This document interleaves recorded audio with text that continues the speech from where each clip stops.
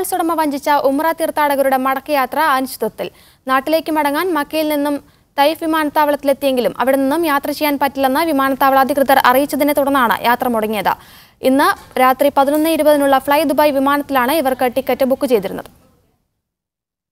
വിവരങ്ങൾ നൽകാൻ റബി മുഹമ്മദ് ഉണ്ട്. റബി, എന്ത് കാരണം പറഞ്ഞാണ് തീർത്ഥാടകരെ തിരിച്ചയച്ചത്? സൗദി ഹജ്ജ് മന്ത്രാലയത്തിന്റെ ഇടപെടലിനെ തുടർന്നാണ് ഇന്നലെ ഉച്ചയോടുകൂടി ഈ 25 തീർത്ഥാടകർക്ക് ഇന്ന് രാത്രി 11:20-നുള്ള ഫ്ലൈ ദുബായ് വിമാനത്തിൽ തായിഫിൽ നിന്നും ദുബായ് വഴി കൊച്ചിയിലേക്ക് ടിക്കറ്റ് എടുത്തിരുന്നത്.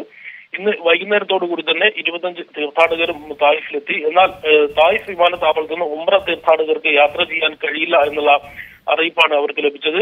മക്ക മദീന വിമാനത്താവളങ്ങളിൽ നിന്നാണ് ഉംറ യാത്രക്കാർക്ക് അല്ലെങ്കിൽ ഉംറ തീർത്ഥാടകർക്ക് യാത്ര ചെയ്യാൻ അനുമതിയുള്ളത്. തായിഫ് വിമാനത്താവളത്തിൽ നിന്നും ഇതിലുള്ള ഇമിഗ്രേഷനും മറ്റു നടപടികൾക്കും സംവിധാനമില്ല. അതുകൊണ്ട് യാത്ര ചെയ്യാൻ കഴിയില്ല എന്നൊരു അറിയിപ്പാണ് ഇപ്പോൾ അവർക്ക് ലഭിച്ചത്. 25 തീർത്ഥാടകരും ഇപ്പോൾ തായിഫ് വിമാനത്താവളത്തിലാണുള്ളത്. ഏറെ നാളത്തെ ദുരിതത്തിന് ശേഷമായിരുന്നു കഴിഞ്ഞ ഇന്നലത്തോടുകൂടി നാട്ടിലേക്ക് മടങ്ങാൻ തീർത്ഥാടകർക്ക് അവസരമൊരുക്കിയത്. അതിനിടയിലാണ് വീണ്ടും ഇപ്പോൾ ഒരു അനിശ്ചിതത്വം ഉണ്ടായിരിക്കുന്നത്. വേങ്ങരയിലെ റബി ട്രാവൽസിന് കീഴിൽ ഉംറയ്ക്കെത്തിയ തീർത്ഥാടകരായിരുന്നു ഇവർക്കുള്ള മടക്ക ടിക്കറ്റ് ലഭിക്കാത്തതിനെ തുടർന്ന് കഴിഞ്ഞ 10 ദിവസത്തോളമായി ദുരിതം അനുഭവിച്ചുകൊണ്ടിരിക്കുകയാണ് ഈ തീർത്ഥാടകർ. മടക്ക ടിക്കറ്റ് നൽകാതെ ട്രാവൽസ് ഉടമയായ മുനീർ തങ്ങൾ സ്ഥാപനമടിച്ച് മുങ്ങിയതിനെ തുടർന്നാണ് പ്രതിസന്ധി ഉടലെടുത്തിരുന്നത്. ഇപ്പോൾ വിവിധ ആളുകൾ, പ്രത്യേകിച്ച് ഹജ്ജ് ഉംറ സ്ഥാപന അധികൃതരും മറ്റും വിമാനത്താവള അധികൃതരുമായി ചർച്ച നടത്തിയെങ്കിലും ഇതുവരെ അതിനൊരു അനുകൂലമായ തീരുമാനമുണ്ടായിട്ടില്ല. മുഴുവൻ ഈ 25 പേരും ഇപ്പോൾ വിമാനത്താവളത്തിന് സമീപത്ത് തന്നെയാണുള്ളത്. മക്കയിലേക്ക് മടങ്ങാനുള്ള ഒരു ഒരുക്കത്തിലാണ് എന്നാണ് ഇപ്പോൾ തീർത്ഥാടകർ നമ്മളോട് പറഞ്ഞത്. ഏതായാലും വളരെ നാളത്തെ കാത്തിരിപ്പിന് ശേഷം ആശ്വാസമായി നാട്ടിലേക്ക് മടങ്ങാമെന്നുള്ള ഒരു തീരുമാനത്തിന് വീണ്ടും അനിശ്ചിതത്വം വന്നതോടെ തീർത്ഥാടകർ ഇപ്പോൾ ആശങ്കയിലാണുള്ളത്.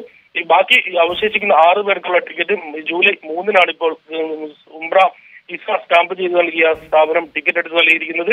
ഇവർക്കും തായിഫിൽ നിന്ന് തന്നെയാണ് ടിക്കറ്റ് എടുത്തത്. ഇവിടെ നിന്നും യാത്ര ചെയ്യാൻ കഴിഞ്ഞില്ലെങ്കിൽ മറ്റ് ജിദ്ദയിൽ നിന്നോ മദീനയിൽ നിന്നോ ഈ വിമാന ടിക്കറ്റ് എടുത്ത് വേണം ഇവർക്ക് ഇനി യാത്ര ചെയ്യാൻ. ഇപ്പോൾ സീസൺ ആയതിനാൽ ഇത്രയും പേർക്ക് ഒരുമിച്ച് ടിക്കറ്റ് ലഭിക്കാൻ പ്രയാസമുണ്ട്. വലിയൊരു തുക തന്നെ ഇതിന് മുടക്കേണ്ടിയും വരും. സീറ്റ് ലഭ്യമല്ല എന്നുള്ളൊരു വലിയൊരു പ്രശ്നം മുന്നിലുണ്ട്. സ്കൂൾ അവധിക്കാലം ആരംഭിക്കുന്നു. ഇന്ത്യൻ സ്കൂളുകളടക്കം അടുത്ത ആഴ്ചയിലോടുകൂടി അവധിയിലേക്ക് പ്രവേശിക്കുന്നതോടുകൂടി വിമാന സർവീസുകൾ എല്ലാം തന്നെ ഇപ്പോൾ എല്ലാ വിമാന കമ്പനികളുടെയും സർവീസുകൾ ഇപ്പോൾ ഫുള്ളാണ്. ടിക്കറ്റ് ലഭിക്കാത്ത ഒരു സാഹചര്യമുണ്ട്. ജൂലൈ 2-ന് തീർത്ഥാടകരുടെ വിസ കാലാവധി തീരുകയും ചെയ്യും. ഇതിനുള്ളിൽ ഏത് രീതിയിലെങ്കിലും ഇവരെ നാട്ടിലെത്തിക്കാനുള്ള ഒരു ശ്രമം ഉണ്ടാവണം എന്നുള്ളൊരു ആവശ്യം തീർത്ഥാടകരുടെയും മറ്റും ഭാഗത്തുനിന്നുണ്ടായിരിക്കുന്നു. കേന്ദ്ര ഗവൺമെന്റിന്റെയും അതുപോലെ തന്നെ ഇന്ത്യൻ നയതന്ത്ര കാര്യാലയങ്ങളുടെ ഇടപെടൽ ഉണ്ടായാൽ മാത്രമേ ഈ ഒരു പ്രശ്നത്തിന് അടിയന്തര പരിഹാരം ഉണ്ടാവൂ എന്നുള്ള അഭിപ്രായങ്ങൾ സമൂഹത്തിന് ഉയർന്നു കഴിഞ്ഞു. അത്തരത്തിലുള്ള നിർദ്ദേശങ്ങളുമായി അല്ലെങ്കിൽ അതിനുള്ള നടപടികൾ കേന്ദ്ര ഗവൺമെന്റിന്റെയും ജിദ്ദ കോൺസുലേറ്റിന്റെ ഭാഗത്തും ഉണ്ടാവണം എന്നുള്ളൊരു ആവശ്യം തീർത്ഥാടകർ ഉന്നയിക്കുന്നുണ്ട്. അതിനുള്ള നടപടികളുമായി മുന്നോട്ട് പോകാനാണ് സാമൂഹ്യ പ്രവർത്തകരും മറ്റും ഇപ്പോൾ ആലോചിക്കുന്നത്. ശ്രുതി, റബി, യാത്രക്കാരെ പുറത്തെത്തിക്കാൻ അല്ലെങ്കിൽ അവരെ ഇന്ത്യയിലെത്തിക്കാൻ എന്തെങ്കിലും മധ്യസ്ഥ ചർച്ചകൾ ഇപ്പോഴും തുടരുകയാണോ? സൗദി ഹജ്ജ് ഉംറ നിയമം അതുപോലെ തന്നെ ഇവിടുത്തെ പാസ്പോർട്ട് നിയമപ്രകാരവും ഈ തീർത്ഥാടകർക്ക് യാത്ര ചെയ്യാൻ അനുമതിയുള്ള ജിദ്ദ അതുപോലെ തന്നെ മക്ക മദീന പ്രദേശങ്ങൾ മാത്രമാണ് ഇത്തരം വിസയുള്ള ആളുകൾക്ക് സഞ്ചരിക്കാനുള്ള അനുമതിയുള്ളത്. ആ ഏരിയയിൽപ്പെടുന്ന വിമാനത്താവളങ്ങൾ, ഇതിനു പുറമെ കപ്പൽ വഴി ജിദ്ദ തുറമുഖവും അതുപോലെ തന്നെ യാമ്പു വിമാനത്താവളവും ഇതിന് അനുമതിയുണ്ട്. ഈ സ്ഥലങ്ങളിലല്ലാത്ത മറ്റ് റിയാദ് ഉൾപ്പെടെയുള്ള രാജ്യത്തെ മറ്റ് വിമാനത്താവളം വഴിയൊന്നും യാത്രക്കാർക്ക് ഉംറ ഹജ്ജ് യാത്രക്കാർക്ക് യാത്ര ചെയ്യാൻ അനുമതിയില്ല. അതുകൊണ്ടാണ് ആ ഒരു നിയമം വെച്ചുകൊണ്ടാണ് ഇപ്പോൾ അത് ലംഘിച്ചുകൊണ്ടാണ് തായിഫിൽ നിന്നും ഇവർക്ക് ടിക്കറ്റ് എടുത്തത്. അതുകൊണ്ട് തന്നെ യാത്ര ചെയ്യാൻ കഴിയില്ല എന്നൊരു തീരുമാനം തന്നെയാണ് വിമാനത്താവള അധികൃതർ അറിയിച്ചിരിക്കുന്നത്. ഈ നയതന്ത്ര ഇടപെടലിലൂടെ കേന്ദ്ര ഗവൺമെന്റിന്റെ ഭാഗത്തു നിന്നുള്ള ഒരു ഇടപെടൽ ഉണ്ടായാൽ മാത്രമേ ഇനി ഇതുവഴി എന്തെങ്കിലും നടപടി അല്ലെങ്കിൽ നാട്ടിൽ പോരാൻ കഴിയുകയുള്ളൂ. അല്ലെങ്കിൽ ജിദ്ദ മദീന വിമാനത്താവളങ്ങളിൽ നിന്നും ഏതെങ്കിലും മറ്റ് വിമാന കമ്പനികൾ വിമാന സർവീസിൽ ടിക്കറ്റ് എടുത്താൽ മാത്രമേ ഇവർക്ക് നാട്ടിൽ പോരാനുള്ളൂ. കുറഞ്ഞ ദിവസങ്ങൾ മാത്രമേ വിസ കാലാവധി അവശേഷിക്കുന്നുള്ളൂ. അതുകൊണ്ട് എത്രയും വേഗത്തിലുള്ള ഒരു ഇടപെടൽ ആണ് എല്ലാവരും ആഗ്രഹിക്കുന്നത്. റബി, വിമാനത്താവളത്തിൽ കുടുങ്ങിക്കിടക്കുന്ന തീർത്ഥാടകരുമായി ബന്ധപ്പെട്ടിരുന്നോ? എന്താണ് അവരുടെ പ്രതികരണം? അല്പസമയം മുമ്പാണ് നാം അവരുമായി സംസാരിച്ചത്. പ്രായമായ ആളുകളുണ്ട്. നമ്മൾ ദൃശ്യങ്ങളിൽ കാണുന്നത് പോലെ തന്നെ കഴിഞ്ഞ 19-ാം തീയതിയായിരുന്നു ഇവരിൽ 15 പേരും നാട്ടിലേക്ക് മടങ്ങേണ്ടിയിരുന്നത്. ഈ ദിവസങ്ങൾ കഴിഞ്ഞ ജൂൺ 5-ാം തീയതിയാണ് ഇവർ ഉംറ ചെയ്യാൻ വേണ്ടി മക്കയിലെത്തിയത്. ഇത്തരം ദിവസത്തെ 10 ദിവസത്തോളം യാത്ര അനിശ്ചിതത്തിലായ ഒരു കൂട്ടം ആളുകളാണ് ഇന്ന് യാത്ര ചെയ്യാൻ ഏറെ ദിവസത്തെ കാത്തിരിപ്പിന് ശേഷം വിമാനത്താവളത്തിലെത്തുന്നത്. അവിടെ നിന്നും യാത്ര മുടങ്ങിയ ഒരു വിഷമം എല്ലാവരുടെ സംസാരത്തിൽ നിന്ന് നമുക്ക് വ്യക്തമാണ്. എത്രയും വേഗം മക്കയിലേക്ക് അല്ലെങ്കിൽ നിലവിൽ താമസിച്ചുകൊണ്ടിരിക്കുന്ന കെട്ടിടത്തിൽ നിന്നും അവർ ഒഴിഞ്ഞതാണ്. അവർ വാടക നൽകാത്തതിനാൽ കെട്ടിട ഉടമയും അതുപോലെ തന്നെ ഈ ട്രാവൽസ് ഉടമയും തമ്മിൽ നിരവധി പ്രശ്നങ്ങൾ നിലനിൽക്കുന്നുണ്ട്. ഈ ഒരു സാഹചര്യത്തിൽ എങ്ങോട്ട് പോകുമെന്നുള്ള ആശങ്കയും ഇവർക്കുണ്ട്. മക്കയിലെയും തായിഫിലെയും സാമൂഹ്യ പ്രവർത്തകർ ഇവരുമായി ബന്ധപ്പെടുന്നുണ്ട് എന്നാണ് നമുക്കറിയുന്നത്. അല്ലെങ്കിൽ ഹജ്ജ് മുത്തവീഫ് സ്ഥാപനവുമായി ബന്ധപ്പെട്ട് അവരിൽ നിന്നും ഏത് രീതിയിലാണ് അവരിൽ നിന്നും സഹായം ലഭിക്കുക എന്നും അറിയുന്നത്. അല്പസമയം മുമ്പ് മാത്രമാണ് യാത്ര മുടങ്ങിയ സംഭവം ഉണ്ടായിരിക്കുന്നത്. അരമണിക്കൂർ മുമ്പാണ് അവർ വിമാനത്താവളത്തിൽ എത്തുന്നതും അവിടെ നിന്നും യാത്ര ചെയ്യാൻ കഴിയില്ല എന്നും അധികൃതർ അറിയിച്ചത്. അതുകൊണ്ട് അടുത്ത ഏതാനും മണിക്കൂറുകളിൽ തന്നെ ഈ ഒരു താൽക്കാലിക ആശ്വാസം ലഭിക്കുന്നുള്ള നടപടികൾ ഉണ്ടാവുമെന്നാണ് നമ്മൾ പ്രതീക്ഷിക്കുന്നത്. ഹജ്ജ് മന്ത്രാലയമോ ഇന്ത്യൻ എംബസിയോ വിഷയത്തിൽ ഇടപെട്ടിട്ടുണ്ടോ ഇതുവരെ? അത്തരം ഔദ്യോഗിക സംവിധാനങ്ങളിലേക്കൊന്നും തന്നെ ഈ വിവരം എത്തിയിട്ടില്ല എന്നാണ് നമ്മൾ അറിയുന്നത്. കാരണം ഈ ഒരു സമയത്ത് അവിടെയുള്ള ആളുകൾ അതുപോലെ തന്നെ യാത്രാ അമീറും അതുപോലെ തന്നെ ഏതാനും ചില സാമൂഹ്യ പ്രവർത്തകരുമായിരുന്നു ഇവരുടെ കൂടെ ഉണ്ടായിരുന്നത്. അവർ വിമാനത്താവള അധികൃതരുമായി സംസാരിച്ചു എന്നത് മാത്രമാണുള്ളത്. മറ്റ് സർക്കാർ തലങ്ങളിലേക്കുള്ള അറിയിപ്പുകളും അതുപോലെ തന്നെ വിവരങ്ങൾ എത്തിയിട്ടില്ല എന്ന് തന്നെയാണ് നമ്മൾ ഇപ്പോൾ മനസ്സിലാക്കുന്നത്. റബീനി, തീർത്ഥാടകർ വിമാനത്താവളത്തിൽ തന്നെ ഇരിക്കാനാണോ സാധ്യത, അതോ ഇനി മറ്റ് വിമാനത്താവളങ്ങൾ വഴി പോകാനുള്ള സംവിധാനങ്ങളാണോ നോക്കുന്നത്? ഇപ്പോൾ മക്കയിലേക്ക് മടങ്ങുക എന്നതാണ് തീർത്ഥാടകർക്ക് മുമ്പുള്ള വഴി. അതിനുള്ള ശ്രമങ്ങൾ ആരംഭിച്ചിട്ടുണ്ട്. മക്കയിലെത്തി മുത്തവീഫ് സ്ഥാപന അധികൃതരുമായി സംസാരിക്കുകയും അതുപോലെ തന്നെ മറ്റ് വിമാന സർവീസുകൾ ടിക്കറ്റ് ലഭ്യമാക്കാനുള്ള നടപടികളിലേക്ക് കടക്കുമെന്നാണ് യാത്രക്കാരും അതുപോലെ തന്നെ യാത്രാ സംഘത്തിന്റെ അമീറും അല്പസമയം മുമ്പ് നമ്മളോട് പറഞ്ഞത്. ഏതായാലും ഒരു വലിയൊരു പ്രശ്നമായി ഇതിനെ കണ്ടുകൊണ്ട് പ്രശ്നത്തിൽ ഇടപെടാൻ ആളുകൾ മുന്നോട്ട് വരുമെന്നുള്ള ഒരു പ്രതീക്ഷയിലാണ് യാത്രക്കാരും അതുപോലെ തന്നെ തീർത്ഥാടകരും. ട്രാവൽസ് ഉടമ വഞ്ചിച്ച ഉംറ തീർത്ഥാടകരുടെ മടക്കയാത്ര അനിശ്ചിതത്തിലായിരിക്കുന്നു. നാട്ടിലേക്ക് മടങ്ങാൻ മക്കയിൽ നിന്നും തൈഫ് വിമാനത്താവളത്തിലെത്തിയെങ്കിലും അവിടെ നിന്ന് യാത്ര ചെയ്യാൻ പറ്റില്ലെന്ന് വിമാനത്താവള അധികൃതർ അറിയിച്ചു. തുടർന്നാണ് യാത്ര മുടങ്ങിയത്. ഇന്ന് രാത്രി 11:20 ഫ്ലൈ ദുബായ് വിമാനത്തിലാണ് ഇവർ ടിക്കറ്റ് ബുക്ക് ചെയ്തിരുന്നത്. വിവരങ്ങളാണ് റബീഹ് മുഹമ്മദ് നൽകിയത്. UAE-യിൽ വർദ്ധിപ്പിച്ച ട്രാഫിക് പിഴകൾ ജൂലൈ 1 മുതൽ നിലവിൽ വരും. അമിത വേഗത്തിനും അശ്രദ്ധമായ ഡ്രൈവിംഗിനും കനത്ത പിഴ ഈടാക്കുന്ന വ്യവസ്ഥകളാണ് പുതിയ നിയമത്തിലുള്ളത്. റോഡിലെ വേഗപരിധി മറികടന്ന് വാഹനമോടിക്കുന്നവർക്ക് 300 ദിർഹം മുതൽ 3000 ദിർഹം വരെയാണ് പിഴ. വേഗപരിധിയേക്കാൾ മണിക്കൂറിൽ 20 കിലോമീറ്റർ വേഗത്തിലാണെങ്കിൽ പിഴ 300-ൽ ഒതുങ്ങും. എന്നാൽ മണിക്കൂറിൽ 80 കിലോമീറ്ററാണ് അധികമെങ്കിൽ 3000 ദിർഹം പിഴയും 23 ബ്ലാക്ക് പോയിന്റും ലഭിക്കും. 60 ദിവസം വാഹനം തടവിലായിരിക്കും. അപകടകരമായ ഡ്രൈവിംഗിനും 2000 ദിർഹം പിഴയോടൊപ്പം ഇതേ ശിക്ഷയുണ്ട്. മദ്യപിച്ച വാഹനമോടിച്ചാൽ പിഴ 20,000 ദിർഹം വരെയാകാം. പോരാത്തതിന് ജയിൽ ശിക്ഷയുമുണ്ട്. ഡ്രൈവിംഗിനിടെ മൊബൈൽ ഫോൺ ഉപയോഗിച്ചാൽ ഫൈൻ 800 ദിർഹമാണ്. കാലാവധി തീർന്ന ടയർ ഉപയോഗിച്ചാൽ 500, അനധികൃതമായി ആളെ കയറ്റിയാൽ 3000 എന്നിങ്ങനെ കനത്ത പിഴകളാണ് നിയമലംഘകരെ കാത്തിരിക്കുന്നത്. Media 1 Dubai. മനുഷ്യക്കടത്തുമായി ബന്ധപ്പെട്ട US സ്റ്റേറ്റ് ഡിപ്പാർട്ട്മെന്റിന്റെ വാർഷിക അവലോകനത്തിൽ കുവൈത്ത് തുടർച്ചയായ 2ാം തവണയും ടയർ 2 വാച്ച് ലിസ്റ്റിൽ. മനുഷ്യക്കടത്ത് തടയാൻ വിവിധ രാജ്യങ്ങൾ കൈക്കൊണ്ട നടപടികളുടെ അടിസ്ഥാനത്തിലാണ് അമേരിക്ക റിപ്പോർട്ട് തയ്യാറാക്കിയത്. മനുഷ്യക്കടത്ത് നിയന്ത്രിക്കുന്നതിൽ ലോകരാജ്യങ്ങൾ കൈവരിച്ച പുരോഗതി സംബന്ധിച്ച റിപ്പോർട്ടിൽ ഈ രംഗത്ത് ഇനിയും പൂർണ്ണവിജയം കാണാത്ത രാജ്യങ്ങളുടെ കൂട്ടത്തിലാണ് കുവൈത്ത് ഇടം പിടിച്ചത്. 187 രാജ്യങ്ങളെയാണ് റിപ്പോർട്ടിൽ ഉൾപ്പെടുത്തിയത്. മനുഷ്യക്കടത്തു തടയാൻ സ്വീകരിച്ചു പോരുന്ന നടപടികളും അവയുടെ ഫലപ്രാപ്തിയും അടിസ്ഥാനമാക്കിയാണ് രാജ്യങ്ങളെ വിവിധ വിഭാഗങ്ങളായി തിരിച്ചത്. ട്രാഫിക്കിംഗ് വിക്ടിംസ് പ്രൊട്ടക്ഷൻ ആക്ടിലെ മാനദണ്ഡങ്ങളുടെ അടിസ്ഥാനത്തിൽ മനുഷ്യക്കടത്തു തടയുന്നതിൽ വിജയം കണ്ട രാജ്യങ്ങളെ ടയർ 1 ഗണത്തിലും ശക്തമായ നടപടികൾ സ്വീകരിക്കുന്നുണ്ടെങ്കിലും മാനദണ്ഡങ്ങളുടെ അടിസ്ഥാനത്തിൽ പൂർണ്ണ വിജയത്തിലെത്താത്ത രാജ്യങ്ങൾ ടയർ 2 ഗണത്തിലുമാണ് പട്ടികയിൽ ഇടം നേടിയത്. മനുഷ്യക്കടത്തു തടയുന്നതിൽ കാര്യമായ പരിശ്രമങ്ങൾ എടുക്കാതിരിക്കുകയും TVPA മാനദണ്ഡങ്ങൾ പാലിക്കപ്പെടാതിരിക്കുകയും ചെയ്ത രാജ്യങ്ങളാണ് 3ാമത്തെ ഗണത്തിലുള്ളത്. കുവൈത്ത് തുടർച്ചയായ 2ാം വർഷമാണ് ടയർ 2 വിഭാഗത്തിൽ ഉൾപ്പെടുന്നത്. മനുഷ്യക്കടത്തു തടയാൻ നിരവധി ശ്രമങ്ങൾ നടത്തിയിട്ടുണ്ടെങ്കിലും ഈ വിഷയത്തിൽ തൃപ്തികരമായ നില കൈവരിക്കാൻ കുവൈത്തിന് ആയിട്ടില്ലെന്നാണ് അമേരിക്കൻ റിപ്പോർട്ട് സൂചിപ്പിക്കുന്നത്. Media 1 Kuwait City. UAE-യിൽ താപനില വീണ്ടും ഉയർന്നു. കടുത്ത ചൂട് വരും ദിവസങ്ങളിലും തുടരുമെന്നാണ് കാലാവസ്ഥാ നിരീക്ഷണ കേന്ദ്രം നൽകുന്ന മുന്നറിയിപ്പ്. UAE-യുടെ വിവിധ ഭാഗങ്ങളിൽ 49 ഡിഗ്രി വരെ ഉയർന്ന ചൂടാണ് ഇന്ന് രേഖപ്പെടുത്തിയത്. ദുബൈയിൽ 48ഉം ഷാർജയിൽ 49 ഡിഗ്രിയായിരുന്നു ഇന്നത്തെ ചൂട്. അല്ലൈൻ ഉൾപ്പെടെയുള്ള നഗരങ്ങളിൽ 50 ഡിഗ്രി വരെ താപനില ഉയർന്നതായും റിപ്പോർട്ടുണ്ട്. ഈർപ്പത്തിന്റെ അളവും ഗണ്യമായി ഉയർന്നു. ചൂട് കൂടിയതോടെ പുറത്ത് ജോലി ചെയ്യുന്നവരുടെ സുരക്ഷ ഉറപ്പാക്കാനുള്ള നടപടികളും സജീവമാണ്. ഈ മാസം 15 മുതലാണ് UAE-യിൽ മധ്യാഹ്ന ഇടവേള നിയമം നടപ്പാക്കിയത്. അടുത്ത 3 മാസം വരെ നിയമം നിലനിൽക്കും. മിക്കവാറും സ്ഥാപനങ്ങൾ നിയമം നടപ്പാക്കുന്നുണ്ടെന്നാണ് തൊഴിൽ മന്ത്രാലയം നടത്തിയ പരിശോധനയിൽ തെളിഞ്ഞത്. അതിനിടെ വൈദ്യുതി ഉപയോഗത്തിൽ പരമാവധി ജാഗ്രത പുലർത്തണമെന്ന് ദുബൈ വൈദ്യുതി ജല അതോറിറ്റി അഭ്യർത്ഥിച്ചു. ഉച്ചയ്ക്ക് 12 മുതൽ വൈകിട്ട് 6 വരെയാണ് ഏറ്റവും കൂടുതൽ വൈദ്യുതി ഉപയോഗം നടക്കുന്ന സമയം.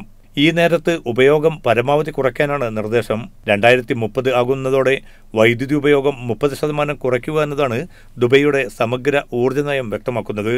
2009 മുതൽ പോയ വർഷം വരെ വൈദ്യുതിയുടെ ഗാർഹിക ഉപയോഗത്തിൽ 19%, വെള്ളത്തിൻ്റെതിൽ 28% കുറയ്ക്കാൻ സാധിച്ചുവെന്ന് ദേവ വ്യക്തമാക്കുന്നു. വ്യാവസായിക മേഖലയിൽ വൈദ്യുതി ഉപയോഗത്തിൽ 10%, ജല ഉപയോഗത്തിൽ 30% കുറവ് വന്നതായും അധികൃതർ വ്യക്തമാക്കുന്നു. Media 1 Dubai. ഷാർജയിൽ 3 ഹെവി ട്രക്കുകൾ കൂട്ടിയിടിച്ചുണ്ടായ അപകടത്തിൽ ഡ്രൈവർ കൊല്ലപ്പെട്ടു. അപകടത്തെ തുടർന്ന് പ്രധാന ഹൈവേകളിലൊന്നായ എമിറേറ്റ്സ് റോഡ് ഏറെ നേരം അടച്ചിടേണ്ടി വന്നു. ഇന്നുച്ചയോടെ എമിറേറ്റ്സ് റോഡിൽ ഷാർജ കുതിരയോട്ട ക്ലബിന് സമീപത്തായിരുന്നു അപകടം. കൂട്ടിയിടിച്ച ട്രക്കുകളിൽ ചിലതിന് തീപിടിച്ചു. അവശിഷ്ടങ്ങൾ റോഡിലേക്ക് തെറിച്ചു വീണാണ് ഗതാഗതത്തിന് തടസ്സമായത്. അൽസുബൈറിൽ നിന്ന് അൽ റഹ്മയിലേക്ക് പോകുന്ന ഭാഗത്താണ് 3 ഹെവി ട്രക്കുകൾ ഒന്നിനു പിറകെ ഒന്നായി കൂട്ടിയിടിച്ചത്. ട്രക്കുകളിലൊന്നിലെ ഡ്രൈവറാണ് അപകടത്തിൽ മരിച്ചത്. ഇദ്ദേഹത്തിന്റെ കൂടുതൽ വിവരങ്ങൾ പോലീസ് പുറത്തുവിട്ടിട്ടില്ല. മറ്റു ട്രക്കുകളിലെ ഡ്രൈവറും ജോലിക്കാരും പരിക്കുകളോടെ ചികിത്സയിലാണ്. സ്ഥലത്തേക്ക് കുതിച്ചെത്തിയ പോലീസും സിവിൽ ഡിഫൻസും ഏറെ നേരം പരിശ്രമിച്ചാണ് റോഡിലെ തടസ്സങ്ങൾ നീക്കിയത്. അത്രയും സമയം എമിറേറ്റ്സ് റോഡിലൂടെയുള്ള ഗതാഗതം ഭാഗികമായി നിർത്തിവെക്കേണ്ടി വന്നു. വാഹനങ്ങൾ മറ്റ് ബദൽ റോഡുകൾ വഴി പോകണമെന്ന് പോലീസ് നിർദ്ദേശം നൽകി. Media 1 Sharjah. വിസ റദ്ദാക്കി പോയവർക്ക് ഒമാനിൽ പുതിയ ജോലിയിൽ പ്രവേശിക്കുന്നതിന് നിലവിലുള്ള NOC തുടരണമോ എന്ന കാര്യത്തിൽ പൊതുജനങ്ങളിൽ നിന്നുള്ള അഭിപ്രായ സ്വരൂപണം അവസാനിച്ചു.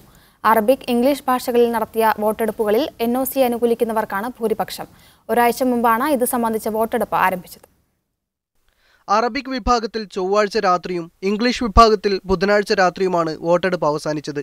അറബിക്കിൽ വോട്ട് രേഖപ്പെടുത്തിയ 7117 പേരിൽ 62% പേരും NOC നിബന്ധനകൾ നീക്കുന്നതിനെ എതിർത്തപ്പോൾ 32% പേർ നിബന്ധനകൾ നീക്കുന്നതിനെ അനുകൂലിച്ചു. ഇംഗ്ലീഷിൽ ബുധനാഴ്ച വോട്ടെടുപ്പ് അവസാനിക്കുന്നതിന് 20 മിനിറ്റ് മുമ്പ് വരെ 28,733 വോട്ടുകളാണ് ചെയ്തത്. ഇതിൽ 56% പേരും NOCയെ പിന്തുണച്ചപ്പോൾ 42% പേരാണ് എതിർത്തത്. 2 വോട്ടെടുപ്പുകൾക്കും താഴെ വിദേശികളുടെയും സ്വദേശികളുടെയും ചൂടേറിയ ചർച്ചകളും നടന്നിട്ടുണ്ട്. NOC മൂലം രാജ്യത്തിന് വിദഗ്ധ തൊഴിലാളികളെ ലഭിക്കുന്ന സാഹചര്യം ഒഴിവായെന്ന് വിദേശികൾ ആരോപിച്ചപ്പോൾ സ്വദേശിവൽക്കരണ നടപടികൾക്ക് NOC വേഗം പറഞ്ഞതായാണ് സ്വദേശികളുടെ വിലയിരുത്തൽ. Media 1 Muscat.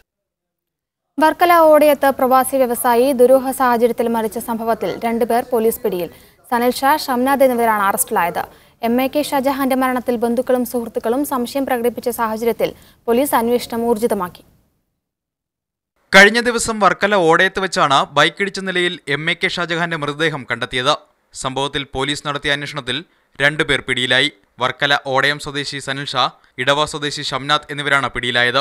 സംഭവ സമയത്ത് ഇവർ മദ്യപിച്ചിരുന്നെന്നാണ് മൊഴി. മൃതദേഹത്തിന് സമീപത്ത് നിന്ന് ബൈക്കിന്റെ ചില ഭാഗങ്ങൾ കണ്ടെത്തിയിരുന്നു. ഇടിച്ച വാഹനം തിരിച്ചറിയാതിരിക്കാൻ വാഹനം കൊല്ലത്തെത്തിച്ച് സ്പെയർ പാർട്സ് മാറ്റിയെന്നും അന്വേഷണത്തിൽ തെളിഞ്ഞു. പോലീസ് വിശദമായ അന്വേഷണം തുടരുകയാണ്. ഇവരെ നാളെ കൊല്ലത്തെത്തിച്ച് തെളിവെടുക്കും. തുടർന്ന് പ്രതികളുടെ അറസ്റ്റ് രേഖപ്പെടുത്തും. മൃതദേഹത്തിൽ നിന്നകലെയായി മൊബൈൽ ഫോണും വാച്ചും കണ്ടെത്ത് ഏറെ ദുരൂഹത ഉയർത്തിയിരുന്നു. അപകടത്തെക്കുറിച്ച് നിരവധി സംശയങ്ങളുണ്ടെന്നാണ് ബന്ധുക്കളും സുഹൃത്തുക്കളും പറയുന്നത്. മരണത്തെക്കുറിച്ചുള്ള എല്ലാ ദുരൂഹതകളിലും വിശദമായ അന്വേഷണം വേണമെന്ന് ബന്ധുക്കൾ ആവശ്യപ്പെട്ടു. മീഡിയ 1 തിരുവനന്തപുരം. വ്യവസായിയും സാമൂഹ്യ പ്രവർത്തകനും അൽഹരെ ബിൽഡിംഗ് മെറ്റീരിയൽ സ്ഥാപനങ്ങളുടെ മാനേജിംഗ് ഡയറക്ടറുമായ MAK ഷാജഹാന്റെ അപ്രതീക്ഷിതവും ആകസ്മികവുമായ വിയോഗത്തിൽ ഒമാൻ പൗരാവലി അനുശോചനം രേഖപ്പെടുത്തി. റൂവി ഖാബൂസ് മസ്ജിദിൽ നടന്ന മയ്യിത്ത് നമസ്കാരത്തിന് ശേഷം ബുധനാഴ്ച രാത്രി റൂവി ബദർ അൽസമ ആശുപത്രി ഓഡിറ്റോറിയത്തിലാണ് അനുസ്മരണ യോഗം ചേർന്നത്. സാമൂഹിക സാംസ്കാരിക മണ്ഡലങ്ങളിലെ വിവിധ തുറകളിൽ തന്റേതായ വ്യക്തിമുദ്ര പതിപ്പിച്ച ഷാജഹാന്റെ വിയോഗം താങ്ങാൻ കഴിയുന്നതിലും അപ്പുറമാണെന്ന് യോഗത്തിൽ സംസാരിച്ചവർ അഭിപ്രായപ്പെട്ടു. എംബസി ഹോണററി കോൺസുലർ എന്ന നിലയിൽ നിസ്വാർത്ഥ സേവനമാണ് അദ്ദേഹം കാഴ്ചവെച്ചത്. ഇന്ത്യൻ സ്കൂളുകളുമായി ബന്ധപ്പെട്ട വിഷയങ്ങളിൽ വിലമതിക്കാൻ കഴിയാത്ത സേവനമാണ് അദ്ദേഹം നൽകിയത്. ആശയപരമായ വ്യത്യാസങ്ങൾ നിലനിൽക്കുമ്പോഴും എല്ലാ സംഘടനകളുമായി നല്ല ബന്ധം കാത്തുസൂക്ഷിക്കാനും എല്ലാവർക്കും ദിശാബോധം നൽകാനും ഷാജഹാന് സാധിച്ചതായും യോഗത്തിൽ സംസാരിച്ചവർ അഭിപ്രായപ്പെട്ടു. His loss is a great loss to the Indian community and to the Malayali community, and all what we can say is whatever work he has been doing, we should continue and make sure that whatever he started, it reaches its goals.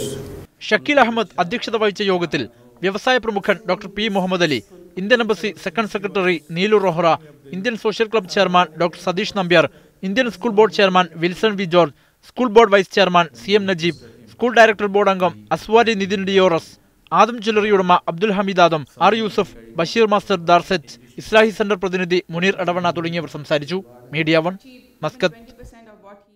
കുവൈത്തിലെ അബ്ദലിയിലുണ്ടായ വാഹനാപകടത്തിൽ 3 ബംഗ്ലാദേശുകാർ മരിച്ചു. 19 പേർക്ക് പരിക്കേറ്റു. തൊഴിലാളികളുമായി പോവുകയായിരുന്ന bus നിർത്തിയിട്ട് ട്രക്കിൽ ഇടിക്കുകയായിരുന്നു. വിവരമറിഞ്ഞയുടൻ air ambulance ഉൾപ്പെടെയുള്ളവർ എത്തി രക്ഷാപ്രവർത്തനം നടത്തി. 2 പേർ സംഭവസ്ഥലത്ത് വെച്ച് തന്നെ മരിച്ചു. പോലീസ് കേസെടുത്ത് അന്വേഷണം ആരംഭിച്ചിട്ടുണ്ട്. പെരുന്നാൾ അവധി ദിവസങ്ങളിൽ ത്വായിഫ് മേഖലയിലുണ്ടായ വാഹനാപകടങ്ങളിൽ 31 പേർ മരിക്കുകയും 135 പേർക്ക് പരിക്കേൽക്കുകയും ചെയ്തു. ത്വായിഫ് ആരോഗ്യകാര്യ വക്താവ് അബ്ദുൽ ഹാദി അൽ റബി ആണ് ഇക്കാര്യം അറിയിച്ചത്. ത്വായിഫിനകത്തും പുറത്തുമുള്ള ആശുപത്രികളിൽ പരിക്കേറ്റവരെ പ്രവേശിപ്പിച്ചിട്ടുണ്ട്. അപകടം ഒഴിവാക്കാൻ ട്രാഫിക് നിയമങ്ങളും നിർദ്ദേശങ്ങളും നിർബന്ധമായും പാലിക്കണമെന്ന് ത്വായിഫ് ആരോഗ്യ വിഭാഗം ആവശ്യപ്പെട്ടു. ഉച്ചവെയിലത്തെ ജോലി നിരോധന നിയമം ലംഘിക്കുന്ന സ്ഥാപനങ്ങൾക്കെതിരെ പിഴയടക്കമുള്ള ശിക്ഷാ നടപടികളുണ്ടാകുമെന്ന് തൊഴിൽ മന്ത്രാലയ വക്താവ് ഖാലിദ് അബാഖൈൽ വ്യക്തമാക്കി. ട്വിറ്ററിലാണ് ഇക്കാര്യം രേഖപ്പെടുത്തിയത്. മുഴുവൻ സ്ഥാപനങ്ങൾക്കും നിയമം ബാധകമായിരിക്കും. ജൂൺ 15 മുതലാണ് ഉച്ചവെയിലത്തെ ജോലി നിരോധനം ആരംഭിച്ചത്. സെപ്റ്റംബർ 15 വരെ ഇത് തുടരും. ശുചീകരണ തൊഴിലാളികൾ യാചനയുടെ പേരിൽ പിടിക്കപ്പെട്ടാൽ സ്പോൺസറിംഗ് കമ്പനിക്കെതിരെ കടുത്ത നടപടിയെന്ന് കുവൈത്ത് മുനിസിപ്പാലിറ്റി. റോഡ് വൃത്തിയാക്കുന്ന തൊഴിലാളികൾ യാചന നടത്തുന്നതായി പരാതി ലഭിച്ചതിന്റെ അടിസ്ഥാനത്തിലാണ് മുനിസിപ്പാലിറ്റിയുടെ മുന്നറിയിപ്പ്. നിരത്ത് ശുചീകരണമെന്ന വ്യാജേന സിഗ്നലുകളിലും മറ്റും നിലയുറപ്പിക്കുന്ന തൊഴിലാളികളിൽ പലർക്കും ക്ലീനിംഗ് കമ്പനികളുമായി തൊഴിൽ കരാറില്ലെന്നാണ് മുനിസിപ്പാലിറ്റിയുടെ കണ്ടെത്തൽ. സ്പോൺസർമാരിൽ നിന്ന് ഒളിച്ചോടിയെത്തിയ ഗാർഹിക ജോലിക്കാർ വരെ ഇവരുടെ കൂട്ടത്തിലുണ്ട്. യാത്രക്കാരുടെ അനുകമ്പ പിടിച്ചുപറ്റാനാണ് റോഡരികിൽ ഇത്തരക്കാർ ശുചീകരണം നടത്തുന്നത്. ഇവർക്കെതിരെ നടപടി ശക്തമാക്കുന്നതിന്റെ മുന്നോടിയായാണ് നിയമാനുസൃതം പ്രവർത്തിക്കുന്ന ശുചീകരണ കമ്പനികൾക്ക് മുന്നറിയിപ്പ് നൽകുന്നതെന്ന് നഗരസഭാ മേധാവി അഹമ്മദ് അൽ മൻഫൂഹി പറഞ്ഞു. കമ്പനികൾ തങ്ങളുടെ കീഴിലുള്ള തൊഴിലാളികൾക്ക് മുന്നറിയിപ്പ് സന്ദേശം കൈമാറിയതിനു ശേഷം അനധികൃത തൊഴിലാളികൾക്കെതിരെ നടപടി ശക്തമാക്കും. തൊഴിലാളികൾ യൂണിഫോം ധരിക്കുന്നുണ്ടെന്ന് ഉറപ്പാക്കേണ്ടത് ക്ലീനിംഗ് കമ്പനികളുടെ ഉത്തരവാദിത്തമാണെന്നും അഹമ്മദ് അൽ മൻഫൂഹി കൂട്ടിച്ചേർത്തു. Media 1 Kuwait city. വേനലിൽ വൈദ്യുതി ഉപയോഗം പരമാവധി കുറയ്ക്കണമെന്ന് കുവൈത്ത് വൈദ്യുതി മന്ത്രി ആഹ്വാനം ചെയ്തു. ഉപയോഗം നിയന്ത്രിച്ചില്ലെങ്കിൽ വൈദ്യുതി മുടങ്ങുന്ന സാഹചര്യമുണ്ടാകുമെന്നും മന്ത്രി ഇസ്ലാം അൽ മർസൂഖ് മുന്നറിയിപ്പ് നൽകി. അപൂർവമായി മാത്രം വൈദ്യുതി മുടങ്ങുന്ന രാജ്യങ്ങളുടെ കൂട്ടത്തിലാണ് കുവൈത്ത്. എന്നാൽ വൈദ്യുതി ഉപഭോഗത്തിൽ മിതത്വം പാലിച്ചില്ലെങ്കിൽ അധികം താമസിയാതെ വൈദ്യുതി മുടക്കം പതിവാകുന്ന അവസ്ഥ വരുമെന്നാണ് മന്ത്രിയുടെ മുന്നറിയിപ്പ്. പ്ലാന്റുകൾ വിപുലീകരിക്കുന്നതിലും ഉൽപാദനം വർദ്ധിപ്പിക്കുന്നതിലും മന്ത്രാലയം ശ്രദ്ധിക്കുന്നുണ്ട്. ഇതുകൊണ്ടാണ് നിലവിൽ ലോഡ് ഷെഡിംഗ് ഇല്ലാതെ പിടിച്ചു നിൽക്കുന്നത്. എന്നാൽ ഉൽപാദനം വർദ്ധിപ്പിക്കുന്നതിന് പരിമിതിയുണ്ടെന്നും മന്ത്രി ചൂണ്ടിക്കാട്ടി. വേനൽക്കാലമായതോടെ വൈദ്യുതി ഉപഭോഗം കുതിച്ചുയരുന്ന അവസ്ഥയാണ്. വേനലിൽ മുടക്കമില്ലാതെ വൈദ്യുതി എത്തിക്കാനുള്ള മുന്നൊരുക്കമെല്ലാം മന്ത്രാലയം ചെയ്തിട്ടുണ്ട്. നിലവിൽ 16,700 മെഗാവാട്ടാണ് രാജ്യത്തിന്റെ പ്രതിദിന ഉൽപാദനം. ഈ വർഷം കൂടിയ വൈദ്യുതി ഉപഭോഗം 14,000 മെഗാവാട്ട് വരെ എത്തുമെന്നാണ് കരുതപ്പെടുന്നത്. വൈദ്യുതി ഉപയോഗത്തിൽ മിതത്വം പ്രചരിപ്പിക്കുന്നതിനായി തർഷീദ് എന്ന പേരിൽ ആരംഭിച്ച ക്യാമ്പയിൻ വിജയകരമാണെന്നും മന്ത്രി വിലയിരുത്തി. Media 1 Kuwait city. ത്രിമാന ചിത്രകലയിൽ അത്ഭുതങ്ങൾ സൃഷ്ടിക്കുന്ന പ്രവാസി ദമ്പതികളെക്കുറിച്ചാണ് ഇനി. ബഹ്റൈനിലെ ലിംനേഷ് ജിൻസി ദമ്പതികൾ ചിത്രകലാരംഗത്ത് വ്യത്യസ്തയുടെ വഴികൾ തേടുകയാണ്. ഇല്ലാത്ത ഭരണിയിൽ കയറിയിരിക്കാനുള്ള ശ്രമത്തിലാണ് ജിൻസി എന്ന കലാകാരി. ഭർത്താവ് ലിംനേഷ് അഗസ്റ്റിനാകട്ടെ താൻ വരച്ചെടുത്ത ഒരു കൂറ്റൻ ഉറുമ്പിനോട് ചങ്ങാത്തം കൂടുകയാണ്. 3D പെയിന്റിംഗ് എന്ന് പറയുന്ന ഒരു അനാമോർഫിക് കാറ്റഗറി ആണല്ലോ. അപ്പോൾ അതിനകത്ത് ഒരുപാട് അനാമോർഫിക് വിഭാഗങ്ങളിൽപ്പെട്ട പെയിന്റിങ്ങുകളുണ്ട്. അപ്പോൾ ഇതെല്ലാം നമ്മളിങ്ങനെ ഓരോ ഇതിൽ പരീക്ഷിക്കും. പക്ഷേ അതിനകത്ത് ഏറ്റവും പോപ്പുലറായ 3D പെയിന്റിംഗ് ആയതുകൊണ്ട് തന്നെയാണ് ഇപ്പം നമ്മൾ 3D പെയിന്റിംഗ് കൂടുതലായി ചെയ്യുന്നത്. വരക്കുന്ന ചിത്രങ്ങളിലെ വസ്തുക്കൾ യഥാർത്ഥത്തിൽ ഉണ്ടെന്ന് ആർക്കും തോന്നിപ്പോകുന്ന രീതിയിലാണ് ത്രിമാന കാഴ്ചയുള്ള ഓരോ ചിത്രവും ഇവർ വരച്ചെടുക്കുന്നത്. ഈ രംഗത്ത് മികവ് പുലർത്തുന്ന രണ്ടുപേർക്കും ഇപ്പോൾ ജർമ്മനിയിലെ തെരുവോര ചിത്രരചനയിൽ പങ്കെടുക്കുവാനുള്ള ക്ഷണം ലഭിച്ചിട്ടുണ്ട്. 2012 ബഹ്റൈനിൽ ലിംനേഷും കൂട്ടുകാരും ചേർന്ന് വരച്ച 3D പെയിന്റിങ്ങും മുംബൈയിൽ വരച്ച കോഫി മൊസൈക്ക് പെയിന്റിങ്ങും ഗിന്നസ് രേഖകളിൽ ഇടം പിടിച്ചിരുന്നു. തോപ്പുംപടി സ്വദേശികളായ ഈ ദമ്പതികൾ ത്രിമാന ചിത്രരചനാ രംഗത്ത് നൂതനമായ പരീക്ഷണങ്ങൾക്കായുള്ള പരിശ്രമത്തിലാണ്. Siraj Pallikkara, media 1 Bahrain. മലപ്പുറം കോട്ടയ്ക്കൽ പറപ്പൂരിലെ ഡോക്ടർ ടി എ റഹീം അന്തരിച്ചു. 78 വയസ്സായിരുന്നു. മയ്യത്ത് നമസ്കാരം നാളെ രാവിലെ 11-ന് പറപ്പൂർ ഇസ്ലാമിയ കോളേജ് മസ്ജിദിൽ നടക്കും. മീഡിയ 1 ഡയറക്ടർ ഡോക്ടർ അഹമ്മദിന്റെ സഹോദരനാണ്. സൗദിയിലെ ചരിത്ര പ്രസിദ്ധ പ്രദേശമായ മദായിൻ സാലിഹിൽ സന്ദർശകരുടെ തിരക്കാണിപ്പോൾ.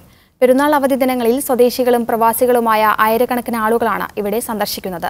5000 വർഷങ്ങൾക്ക് മുമ്പ് പുരാതന അറബി നാടോടിക്കൂട്ടമായ നബാത്തിയൻ സമൂഹം പർവ്വതങ്ങൾ തുരന്ന് നിർമ്മിച്ച ഗുഹാഭവനങ്ങളുടെ ശേഷിപ്പുകൾ ഇന്നും അതേപടി നിലനിൽക്കുന്നുവെന്നതാണ് ഇവിടുത്തെ പ്രത്യേകത. മദീനക്കും തബൂക്കിനും മധ്യത്തിലാണ് മദായിൻ സ്വാലിഹ്. യുനെസ്കോ ലോക പൈതൃക പ്രദേശമായി പ്രഖ്യാപിച്ച സ്ഥലങ്ങളിൽ സ്ഥാനം നേടിയ പ്രദേശം. വിവിധ നാടുകളിൽ നിന്നുള്ള സന്ദർശകർ എല്ലാ ദിവസവും ഇവിടെ എത്തുന്നു. പെരുന്നാൾ അവധിയായതോടെ സന്ദർശകരുടെ ഒഴുക്ക് ഇപ്പോഴും തുടരുകയാണ്. ഏകദേശം 13 കിലോമീറ്ററാണ് മദായിൻ സാലിഹ് എന്ന ചരിത്രഭൂമിയുടെ ചുറ്റളവ്. 5000 വർഷങ്ങൾക്ക് മുമ്പ് ദൈവം പ്രവാചകൻ സ്വാലിഹിനെ ഇസ്ലാമിക പ്രബോധനത്തിനായി നിയോഗിച്ച പ്രദേശമായിരുന്നു ഇത്. അന്നത്തെ അതിശക്തരും സാഹസികരുമായ സമൂഹം പർവ്വതങ്ങളിൽ പാറ തുറന്ന് ഭവനങ്ങളും മറ്റും നിർമ്മിച്ചിരുന്നു. ദൈവത്തെ ധിക്കരിച്ച കാരണത്താൽ പിന്നീട് അവരെയെല്ലാം നശിപ്പിച്ചു എന്നാണ് ചരിത്രം. എന്നാൽ പിന്നീട് വന്ന നബ്തി സമൂഹത്തിന്റെ ശേഷിപ്പുകളാണ് ഇന്ന് ഇവിടെയുള്ളത്. വിശുദ്ധ ഖുർആനിൽ പരാമർശിക്കപ്പെട്ട പ്രവാചകന്മാരുടെ ചരിത്രഭൂമി സന്ദർശിക്കാനും അതിൽ നിന്ന് നമുക്ക് ഉൾക്കൊള്ളേണ്ട പാഠങ്ങൾ പഠിക്കാനും മനസ്സിലാക്കാനും വേണ്ടി ഇന്നലെ ജിദ്ദയിൽ നിന്നും വന്നവരാണ് ഞങ്ങൾ. ഈ സ്ഥലത്ത് വരുമ്പോൾ നമുക്ക് മനസ്സിലാക്കാൻ കഴിയുന്നത് നബാത്യൻ സംസ്കാരത്തിൻ്റെ ഒരു വലിയ ഭാഗം നമുക്ക് നേരിൽ കാണാൻ കഴിയുന്നതും അതോടൊപ്പം തന്നെ ആ സമൂഹം എത്രമാത്രം എഞ്ചിനീയറിംഗിലും മറ്റും ഉയർന്ന ആളുകളായിരുന്നു എന്ന് നമുക്ക് ഇവിടെ കണ്ടാൽ മനസ്സിലാകുന്നതാണ്. സൗദിയുടെ വിവിധ ഭാഗങ്ങളിൽ നിന്നും ബസ്സുകളിലും മറ്റു ചെറിയ വാഹനങ്ങളിലും 1000ഓളം കിലോമീറ്ററുകൾ താണ്ടിയാണ് ഇവിടം സന്ദർശിക്കുന്നതിനായി സ്ത്രീകളും കുട്ടികളും അടക്കമുള്ളവർ എത്തുന്നത്. സമീപ പ്രദേശങ്ങളായ അൽ ഉല, തബൂക്ക് എന്നിവിടങ്ങളിലെ ചരിത്രപ്രധാന സ്ഥലങ്ങളും മദീന സന്ദർശനവും പൂർത്തിയാക്കിയാണ് ഇവരിൽ പലരും മടങ്ങുന്നത്. വെറുമൊരു ഉല്ലാസയാത്ര എന്നതിലുപരി ചരിത്രശേഷിപ്പുകൾ കണ്ട് മനസ്സിലാക്കുകയും അതിൽ നിന്ന് പാഠം ഉൾക്കൊള്ളുകയും ചെയ്യുക എന്നതാണ് ഇവിടെ വരുന്ന സന്ദർശകരുടെ ലക്ഷ്യം. മദായിൻ സാലിയിൽ നിന്നും സാദിഖ് അലി തുവൂർ, മീഡിയ 1.